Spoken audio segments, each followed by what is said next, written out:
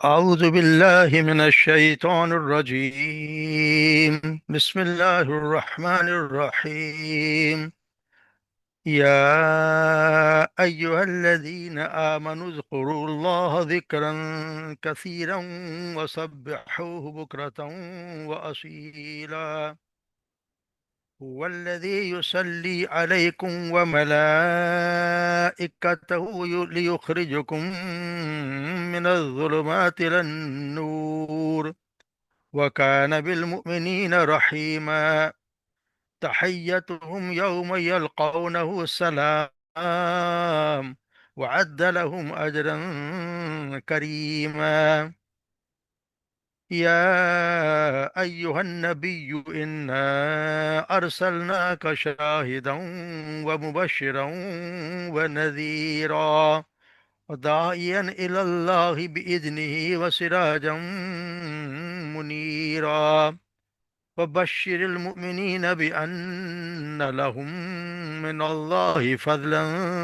كبيرا. ولا تطع الكافرين والمنافقين ودع أذاهم وتوكل على الله، وكفى بالله وكيلا.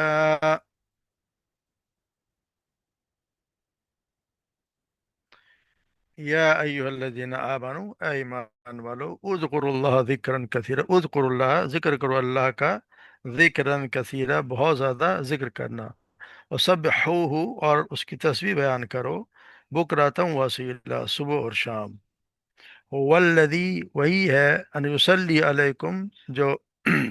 جو تم پر رحمتیں بھیجتا ہے، وہ ملائکت اس کے اور اس کے فرشتے، لیخرجکم تاکہ نکالیں وہ تمہیں من الظلمات اندھیروں سے الی النور کی طرف، روشنی کی طرف۔ وکان بالمؤمنین رحیما اور وہ مومنین پر ہمیشہ سے رحیم رہا، یعنی کہ بہت زیادہ رحم کرنے والا ہے۔ تحیتہم یوم یلقونہ سلام، تحیتہم تحفہ ہوگا ان کا، یوم یلقونہ اس دن، یعنی کہ اس دن جس دن آپ وہ یلقون اللہ سے ملیں گے، تحفہ ہوگا ان کا اس دن سلام، ان کا تحفہ ہوگا سلام۔ وعد لهم اجرا کریما اور اس نے تیار کر رکھا ان کے لیے اجرا کریما، بہت زیادہ عزت والا رزق تیار کر رکھا ہے۔ یا ایہا النبی اے نبی صلی اللہ علیہ وسلم، انا ارسلناک شاہدا مبشرا ونذیرا، بے شک ہم نے بھیجا ہے آپ کو شاہدن گواہی دینے والا بنا کر، وہ مبشرا اور خوشخبری دینے والا، ونذیرا اور متنبع کرنے والا، وداعین الی اللہ اور بلانے والا اللہ کی طرف، بإذن اس کے حکم سے، وسراجا منیرا اور روشن کرنے والا چراغ بنا کر بھیجا ہے۔ وبشر المؤمنین اور بشارت دے دیجیے مومنوں کو، بأن لہم کہ بے شک ان کے لیے ہے، من اللہ اللہ کی طرف سے، فضلا کبیرا بہت بڑا فضل، اللہ کی طرف سے بہت بڑا فضل ہے۔ ولا توتی الکافرین اور نہ آپ کہا مانیے کافروں کا، والمنافقین و منافقین کا، ودع اذاہم اور درگزر کیجئے اذاہم جو تکلیفیں وہ آپ کو دیں، یعنی اس سے نظر انداز کر جو ان کی جو تکلیفیں آپ کو دیں، وتوکل علی اللہ اور اللہ پر توکل کیجئے، وکفی باللہ وکیلا اور اللہ بطور کارساز کافی ہے۔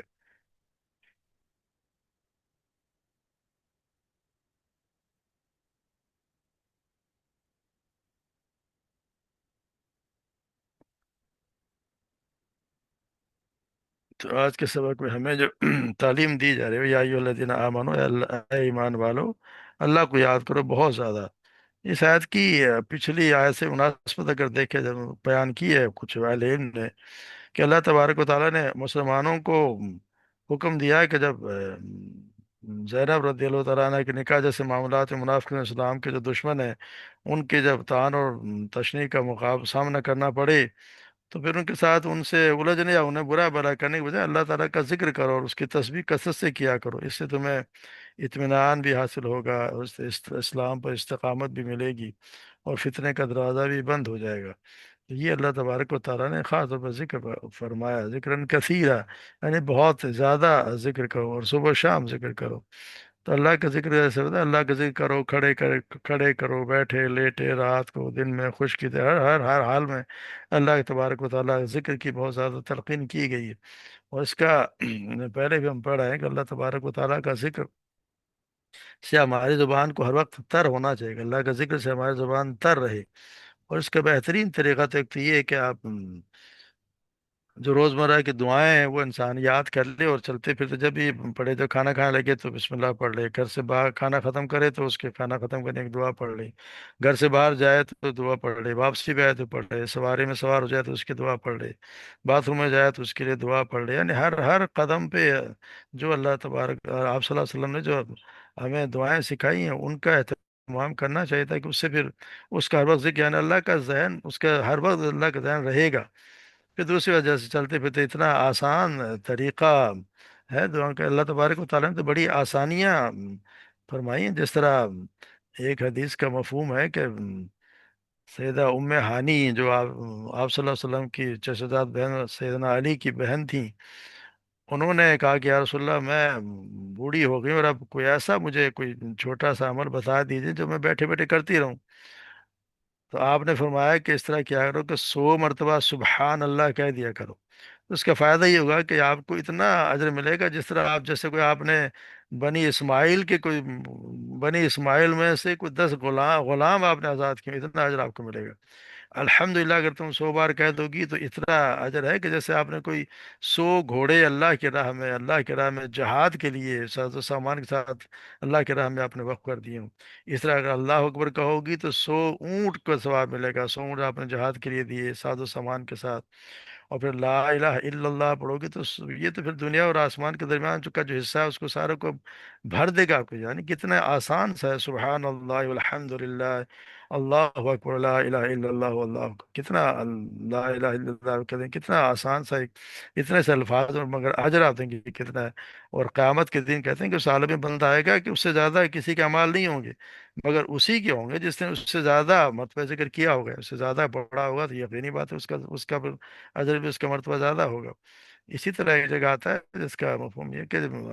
इंसान जो कुल वल्लाहु अहद, सूरह इखलास अगर 10 मरतबा पढ़ ले तो उसके लिए जन्नत में एक महल बना दिया जाता है।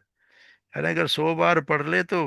समझो कि उसके 10 महल रोज बन गए। हमने दुनिया में तो एक घर बनाने के लिए पूरी उम्र में भी घर नहीं बन रहा होता। तो यहाँ हम रोजाना रोजाना 10 और 20 घर बना सकते हैं, महल बना सकते हैं जन्नत में। तो इतने आसान से अल्लाह तबारक व ताला ने हमारे लिए आसानियाँ पैदा की हैं कि चलते फिरते जिक्र करते रहें। और इसी में फिर ये कि हमें हमारे अमाल के अल्लाह तबारक व ताला गुनाहों को बख्श देगा। अस्तगफिरुल्लाह बार बार पढ़ना चाहिए। आप सल्लल्लाहु अलैहि वसल्लम कहते हैं, मैं तो खुद 100 मरतबा या 70 मरतबा करता हूँ तो उनके तो कोई गुनाह ही नहीं थे, हम जैसों के तो इतने गुनाह है, तो हमें भी जिक्र करते रहना चाहिए। फिर सबसे बड़ा जिक्र है वो जो कुरान पढ़ना है। अल्लाह तबारक व तआला का जिक्र जो है सबसे ज़्यादा कुरान पढ़ना, कुरान को ज़्यादा से ज़्यादा, जैसे अभी भी हम पढ़ रहे हैं तो ये भी अल्लाह का जिक्र ही हो रहा है। तो ये अल्लाह तबारक व तआला को ये सबसे बड़ा जिक्र है। कुरान पढ़ें, रोज़ पढ़ें, आज उसके कोई दिन ऐसा ना जाए कि कुरान ना पढ़ो। छुट्टी के कोई किसी कोई गुंजाइश नहीं, कुरान पढ़ने में किसी छुट्टी की कोई गुंजाइश है ही नहीं। तो और बुक रहता हूँ सब बुक रहता हूँ, सुबह शाम, सुबह शाम का मैं तो एक अज़कार, सुबह शाम के अज़कार हमें याद कर लें, वो रोज़ पढ़ने चाहिए। तो सुबह शाम से मुराद यहाँ नमाज भी है, सुबह की नमाज, रात शाम की नमाज, नमाज भी। और वैसे भी कहते हैं रात दिन सुबह शाम का इसका मतलब हर वक्त करते रहो। ना अल्लाह का जिक्र, ये क्यों नहीं तस्बीह लेके बैठे हो, तस्बीह करने से मुराद नहीं कि तस्बीह के दाने आप उठलाते रहे और पढ़ कुछ कुछ रहे हैं, कुछ पता ही नहीं, आप बातें भी कर रहे हैं और आपके दाने चल रहे हैं, ये नहीं। अल्लाह का जिक्र अपने ध्यान से करें और अल्लाह तबारक व तआला को याद करें। जिक्र करने से आपको दिल का सुकून भी मिलेगा और सारी परेशानियां भी उसी से दूर होंगी। उसका एक फ़ायदा ये भी है कि वल्लज़ी युसल्ली अलैकुम व मलाइकतुहु युखरिजुकुम मिनज़-ज़ुलुमाति इलन-नूर, कि अल्लाह तबारक व तआला फिर तुम पर रहमत भी करेगा। अल्लाह तबारक व ताला जो है वो अल्लाह तबारक सलात, अल्लाह ताला तो सलात का मतलब ये होता है कि रहमत है। यानी अल्लाह तबारक व ताला इसका फरिश्तों के पास आपकी तारीफ करना होता है। अल्लाह तबारक व ताला फरिश्तों में आपकी तारीफ करता है। और फरिश्तों के सलात का मतलब है कि वो दुआ करते हैं। अल्लाह यानी कि वो लोगों के लिए दुआ करते हैं कि जो लोग जैसे आता है ना कुरान मजीद में कि जैसे जो जो लोग अर्श के गिर्द फरिश्ते हैं वो फिर उसके लिए दुआएं कर रहे होते हैं। जैसे आता है ना सूरह मोमिन में, शायद वो सूरह मोमिन की है कि वो जो जो अल्लाह के 5 फरिश्ते हैं, हाँ, सूरह مومن کی آیت نمبر 7، الذین یحملون العرش، یعنی عرش کے اٹھانے والے اس کے آس پاس والے اپنے رب کی حمد و تسبیح بیان کرتے ہیں، اس پر ایمان لاتے ہیں اور مومن بندوں کے لیے استغفار کرتے ہیں، اے ہمارے رب تو نے ہر چیز کو رحمت اور علم سے گھیر لیا ہے، اے اللہ تو انہیں بخش جو توبہ کرتے ہیں اور تیری راہ پر چلتے ہیں، انہیں عذاب جہنم سے بھی نجات دے، انہیں انہیں ان جنتوں میں لے جا جن کا تو نے ان سے وعدہ کیا، اور ان کے ساتھ پہنچا دے ان کے باپ دادوں بیویوں اور اولادوں میں سے جو بھی نیک، انہیں برائیوں سے بچا لے۔ تو یہ اللہ تبارک و تعالیٰ کتنی ہمارے لیے تو فرشتے بھی دعا کرتے ہیں، شرط یہ ہے کہ اللہ تبارک و تعالیٰ کو یاد کیا جائے۔ اسی لیے کہتے ہیں کہ ایک حدیث میں بھی آتا ہے کہ آپ صلی اللہ علیہ وسلم نے فرمایا کہ یقیناً فرشتے تم میں سے ہر ایک شخص کے لیے دعا کرتے رہتے ہیں جو اپنی نماز کی جگہ میں رہے، جب تک وہ بے وضو نہ ہو، کہ اللہ اسے بخش دے، اللہ اس پر رحم فرما، جب تک نماز نے اسے گھر جانے سے روک رکھا ہو، نماز کے سوا کوئی چیز مانے نہ ہو، تو پھر اس کے لیے اللہ تبارک فرشتے بھی دعائیں کرتے رہتے ہیں۔ تو پھر کہتے ہیں اندازہ کہیں اللہ تبارک و تعالیٰ ہمارے لیے ہمارا ذکر، جیسے نا جیسے اس کے ساتھ کے ایک نتیجے یہ بھی نکلا، جب تم اللہ تبارک و تعالیٰ کو کثرت سے یاد کرو گے تو وہ فرشتوں کے سامنے تمہارا ذکر خیر کرے گا، لوگوں میں تمہاری اچھی شہرت فرمائے گا، تم پر اپنی رحمتوں کا نزول بھی فرمائے گا، اس کے فرشتے تمہارے لیے مغفرت دعا رحمت کی دعائیں کریں گے۔ تو پھر اس رحمت کی وجہ سے وہ ہمیں جہالت اور نافرمانی کی تاریکی سے نکال کر ایمان و علم و عمل کی روشنی میں لے آئے گا، اور قیامت کے دن پھر عطا ہونے والے ذکر ہیں وہ تو پھر آگے آ رہی ہیں۔ تو یعنی کہ وہاں تو وہ ہوگا کہ اپنے جیسے ایک حدیث میں آتا ہے کہ میں اپنے بندے کے گمان کے مطابق ہوں، جو میرے متعلق رکھتا ہے اور میں اس کے ساتھ ہوں، جب وہ مجھے یاد کرے تو میں، اگر وہ مجھے نفس میں یاد کرے تو میں اسے اپنے نفس میں یاد کرتا ہوں، اگر وہ مجھے کسی جماعت میں یاد کرے تو میں اسے اس سے بہتر جماعت میں یاد کرتا ہوں، یعنی فرشتوں کی جماعت میں یاد کرتا ہوں، اگر ایک بالش میرے قریب ہو تو میں ایک ہاتھ اس کے قریب ہوتا ہوں، اور اگر وہ ایک ہاتھ میرے قریب ہو تو میں دونوں ہاتھوں کے پھیلانے کے برابر اس کے قریب ہوتا ہوں، اور اگر وہ چلتا ہو میری طرف آئے تو میں دوڑ کر اس کی طرف آتا ہوں۔ تو اللہ تبارک و تعالیٰ تو کتنا غفور الرحیم ہے کہ ہم تھوڑا سا بھی ذکر، ہماری حیثیت ہی کیا کیا ذکر کر رہے ہیں، اور پھر بھی اس پہ کتنا اللہ تبارک و تعالیٰ اجر عظیم دے رہے ہیں، اور ہمیں، اور یہ بھی بہت بڑا کتنا ہے کہ ہمیں اسلام کی جو ہے وہ نور سے منور کر دیا ہے، کہ اسلام ہمیں دے دیا ہے، اور ہم اس اللہ تبارک و تعالیٰ استقامت بھی بخشے۔ تو اس لیے ہر حال میں وکان المؤمنین رحیم، اللہ تبارک و تعالیٰ تو ہے ہی مومن پر رحیم، اللہ تبارک و تعالیٰ سے کوئی زیادہ تو رحم کرنے والا ہے ہی نہیں، کیونکہ وہی ہے جو کہتے ہیں نا، ایک بتا آپ صلی اللہ علیہ وسلم کسی راستے سے گزر رہے تھے، اور ایک چھوٹا بچہ راستے میں تھا، اس کی ماں نے ایک جماعت کو آتے دیکھا تو اپنے بچہ، میرا بچہ میرا بچہ کہتے ہوئے اس کو دوڑی اور بچے کو گود میں لے کر ایک طرف ہٹ گئی، ماں کی محبت دیکھ کے صاحب نے کہا یا رسول اللہ، خیال تو ہے کیا یہ ماں اپنے بچے کو آگ میں ڈال دے گی؟ تو آپ صلی اللہ علیہ وسلم ان کا مطلب سمجھ گئے، فرمانے لگے کہ اللہ تعالیٰ بھی اپنے دوستوں کو آگ میں نہیں ڈالے گا۔ اسی طرح نا ایک اور حدیث میں آتا ہے، صحیح بخاری میں ہے کہ آپ صلی اللہ علیہ وسلم نے کہ ایک قیدی عورت کو دیکھا، اس نے بچے کو، اپنے بچے کو دیکھتے ہی اٹھا لیا اور اپنے کلیجے سے لگا کے دودھ پلانے لگی۔ آپ نے فرمایا بتاؤ اگر اس کے اختیار میں ہو تو کیا وہ اپنی خوشی سے اپنے بچے کو آگ میں ڈال دے گی؟ تو صحابہ نے کہا ہرگز نہیں۔ آپ نے فرمایا قسم ہے اللہ کی، اللہ تعالیٰ اپنے بندوں پر اس سے بھی زیادہ مہربان ہے۔ تو اللہ تبارک و تعالیٰ کتنے مہربان ہے، جو اس سے بھی زیادہ، ماں سے بھی زیادہ اللہ تبارک و تعالیٰ مہربان ہے۔ پھر تحیتم یوم یلقونہ سلام، اور پھر ان کی دعا، جو تحفہ جو ہوگا وہاں پہ ہوگا سلام، یعنی جب اس دن جو تحفہ ہوگا وہ وہاں پہ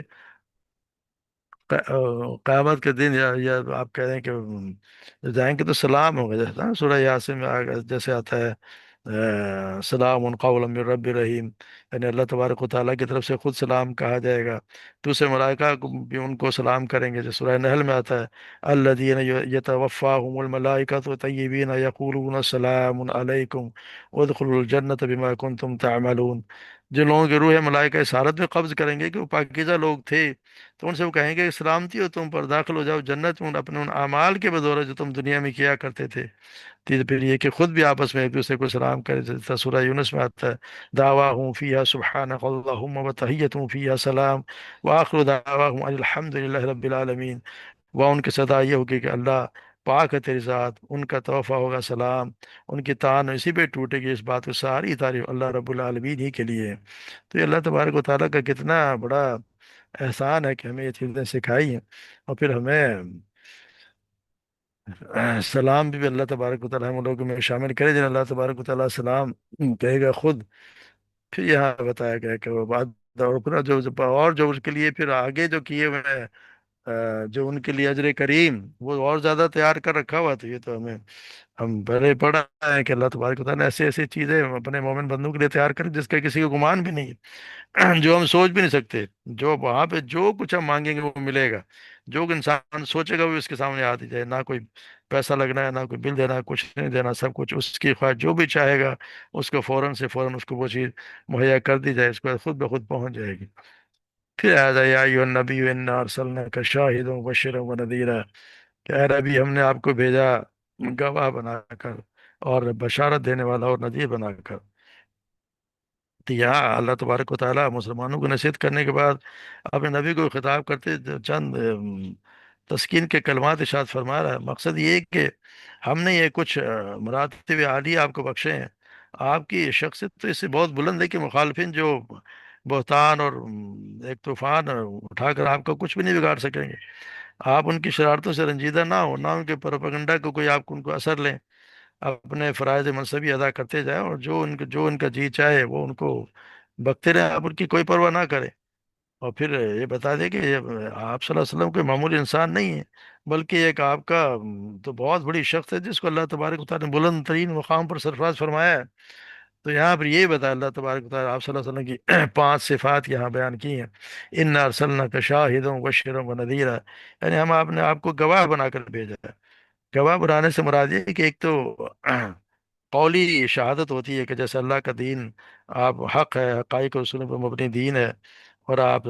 नबी जो उनकी सदाकत का गवाह बनाकर खड़ा हो जाए और दुनिया के साफ साफ कह दे कि वही हक है, उनके खिलाफ जो कुछ है वो बातिल है। चाहे दुनिया इधर से इधर हो जाए, वो अपनी बात पे अड़ा रहे, उसको कोई फर्क ना पड़े। और फिर ये कि यही कहे सब कुछ जो कुछ हकीकत है, सब कुछ कुछ हकीकत और गुमराह वो लोग जो उसे नहीं मानते वो ना माने। हकीकत ये है कि जो अल्लाह ने कह दिया वो हक है, उसके अलावा कोई हक नहीं। दूसरा ये कि फिर ये कि वो ये काम भी करे कि अल्लाह की शरीयत में जो हलाल है उसको नबी भी हलाल ही कहे, चाहे सारी दुनिया उसे हराम समझती रहे। और जो कुछ अल्लाह की शरीयत में हराम है नबी को उसे हराम ही कहे, चाहे सारी दुनिया उसे हलाल व तय्यब भी कहती रहे।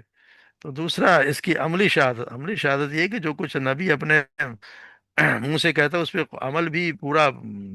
करके दिखाए। यानी ये क्या है, जिसको बुराई कहता है तो उसके उसकी जिंदगी में उसका तो शायबा तक भी बुराई का होना ही नहीं चाहिए। जिस चीज को नबी भलाई कहता है तो उसकी सीरत में भी पूरे शान के साथ तो जलवागर होनी चाहिए। और जिस चीज को फर्ज कहता है तो उसे अदा करने में सबसे बढ़कर सबसे आगे होना चाहिए। और इससे बचने की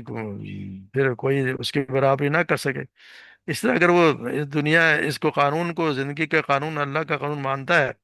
तो उसे फिर नाफिज करने में कोई कसर ना उठा रखे।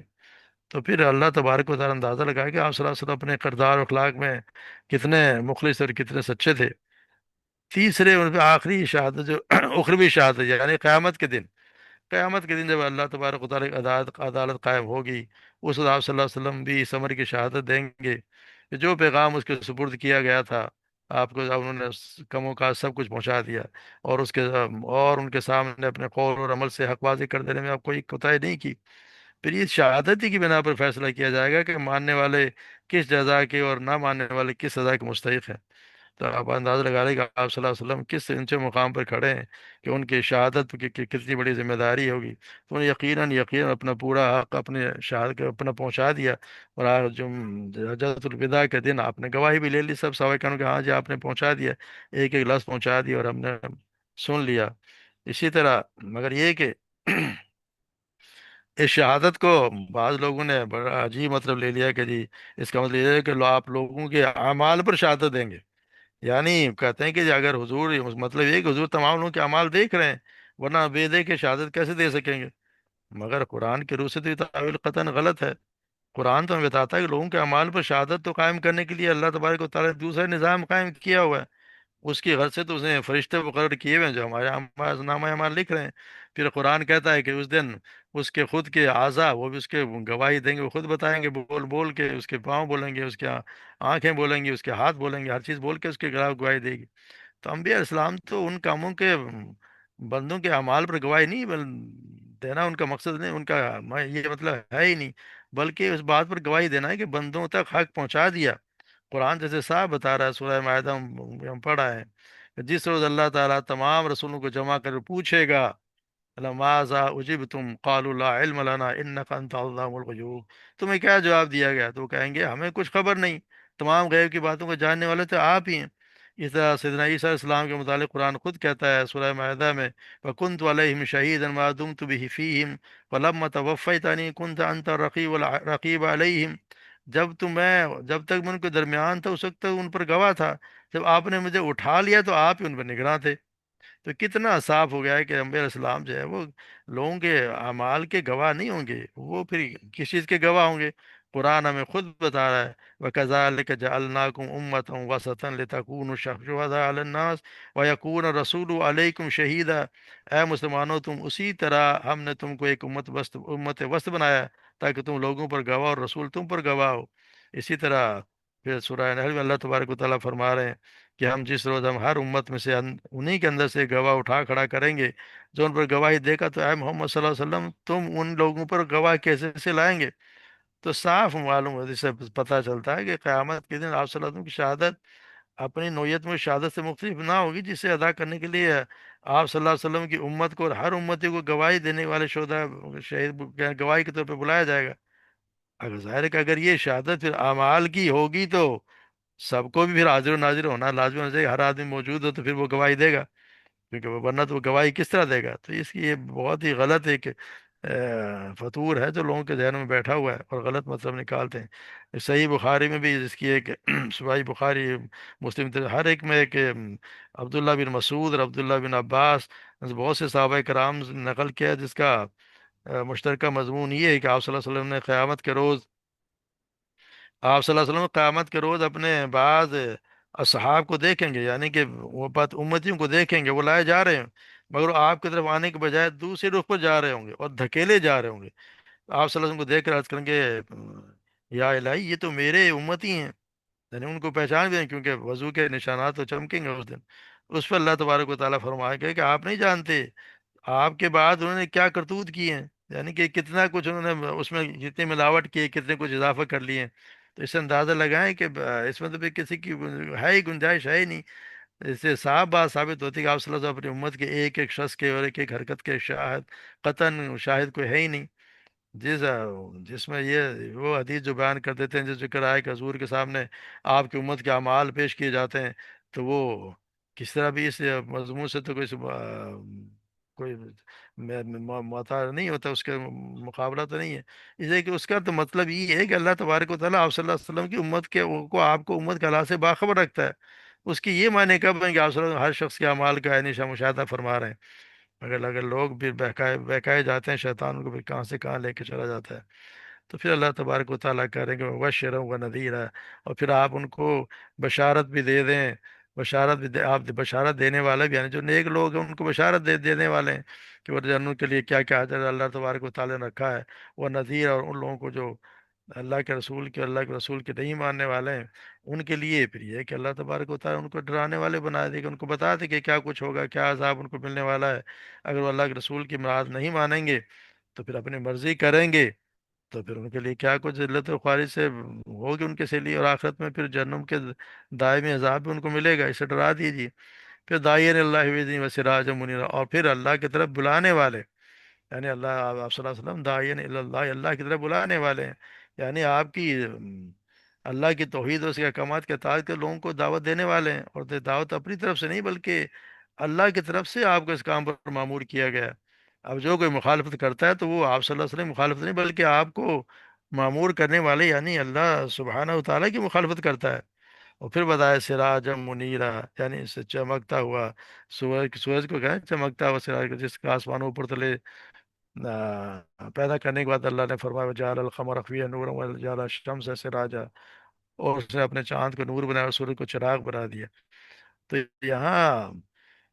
آپ سمجھ کو سراج اور منیر کا مطلب یہ ہے کہ اللہ تبارک و تعالیٰ آپ کو لوگوں کے کفر و شرک کے ظلمتوں سے یعنی اندھیروں سے نکال کر